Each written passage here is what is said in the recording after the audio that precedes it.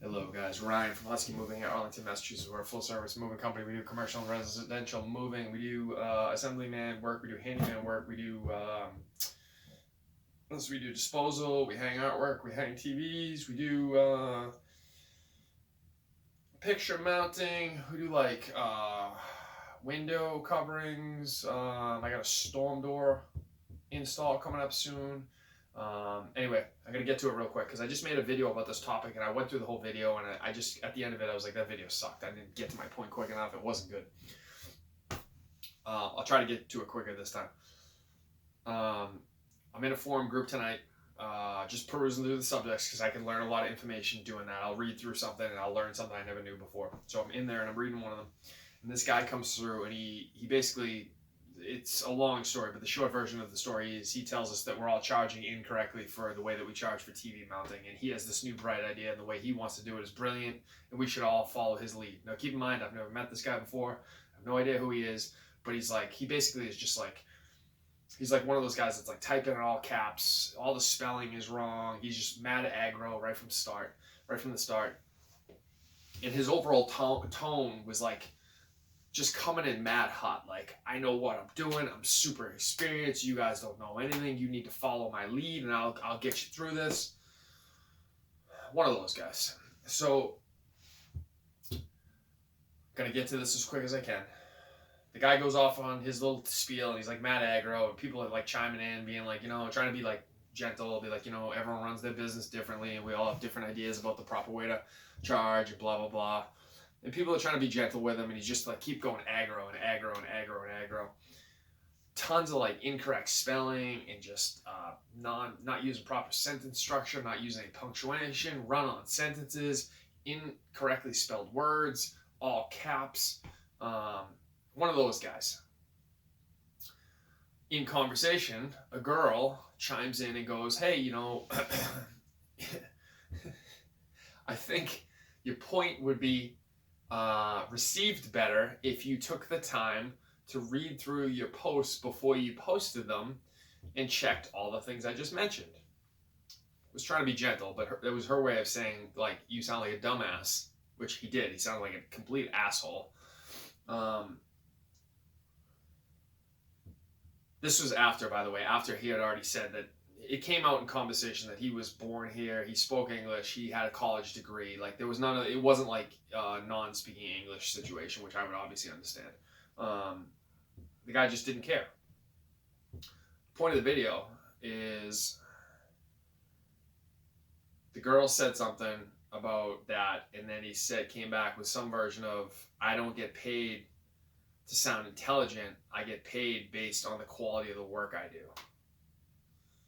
He didn't, I'm not the most eloquent person in the world. He didn't say it even remotely that eloquently, not even that close. But that was his point. And so I chimed in, which I shouldn't have done, but I chimed in because I'm a moron.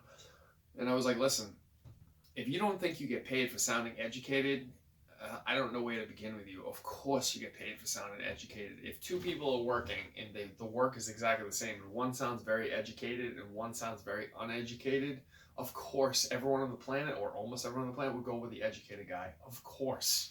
Nobody wants to listen to a dumbass. Nobody wants to be answering text messages that they can't even understand, or like reading through estimates that like they have no idea what the hell's going on because you don't take the time to like proofread anything.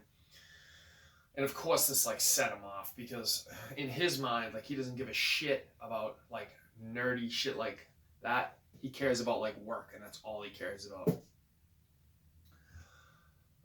And so I tried to explain to him that part of work was, it's not just like the closet system that you put in, it's 100 other things that go along with your presentation to the customer. It's your estimates, how you reply to text messages, how quickly you reply to text messages, the vehicle you show up in, the clothes you show up in, your appearance, whether you're well kept or not,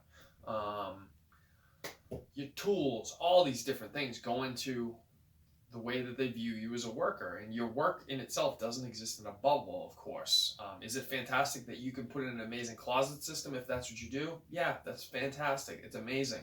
But if you don't communicate well, if you don't communicate back to them in a timely fashion, if you show up smelling like you haven't washed your clothes in 3 days, if you let their cat out the front door, does the closet system matter? No, because they're going to be pissed about the rest of the shit. And that's what I was trying to explain to the guys. Like, this whole, it's a part of your presentation to sound, relatively educated. I'm not saying you need to sound like you just stepped out of the door of Wharton's School of Business, but I mean, you can sound relatively educated just by taking the time to properly proofread your sentences before you post them. And he's like, yeah, I just don't give a shit about any of that. None of this matters to me. All that matters is my work, and that's all that people care about. And then he went down this whole path of like, if you guys ever want to learn from a real professional, you can contact me. And I was like, all right, okay, this is where I get off this train. But the point of the story is, like, I personally decided to waste no more of my life trying to talk to this gentleman, because very clearly he wasn't going to learn from me and I wasn't going to learn from him, and we were just coming from a point of like, there was no point whatsoever of even communicating.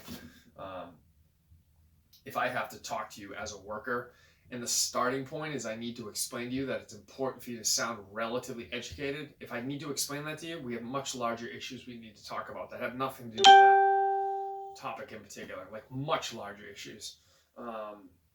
So anyway, I just want to do this quick video, guys. Just pay attention to how you're coming across. The takeaways from this video, I guess, is what I want you to be. Oh, I'm gonna say one more thing about this. Another tangent that we went down in the conversation with this guy before I decided to get off the train was, and this is important because this is like, I'm speaking to myself right now. As someone who thinks they always know how to do everything correctly, i.e. me, one of my old bosses, him and I were very different. And he had a lot of really great qualities, and I think I have a lot of great qualities, but our qualities were very, very different. And things that he was really good at, I was horrible at, and vice versa. One of the things I think he was really good at that I needed, it was a lesson that I really needed to learn, was we used to talk, and we would be talking about a certain situation, and I would explain to him how I had done something and why I had done it that way.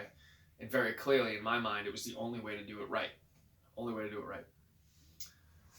And then he would say, yeah, but your coworker, let's call him Sam, wanted to do it this way. And when they wound up doing it that way, everything worked out okay too. And the customer was happy. And he used to say to me, he would say, there is no right way to do it. The right way to do it is if something doesn't get damaged and the customer is happy, that's the right way to do it. That was a learning experience for me. I needed to learn that lesson. There is no right way to do it. There's many different right ways to do it. And the reason I mention that is because his idea was that his business way of doing it was the only way to do it. It was the best way to do it. The only way that you could possibly think to do it was his way. And we were all trying to explain to him that we all had our own version of that. We all did that on our own. Like, I came up with a structure that works for me, and that's the way that I think is best for me, and that's why I do it. I didn't think his way was the best way to do it. And he couldn't even fathom the concept that someone could possibly disagree with him. So that's why I mentioned that. And then the other thing, obviously, the takeaway from this video is just be really careful about how you present yourself. All of that stuff that I spoke about in the video, it really matters to people and how they view you, both as a businessman, a worker, or whatever you want to call yourself. All right, guys, I hope you found a little bit of value in this. As always, if you need to get a hold of me, info@huskymoving.com is the email address, and huskymoving.com is the website. Thank you for listening.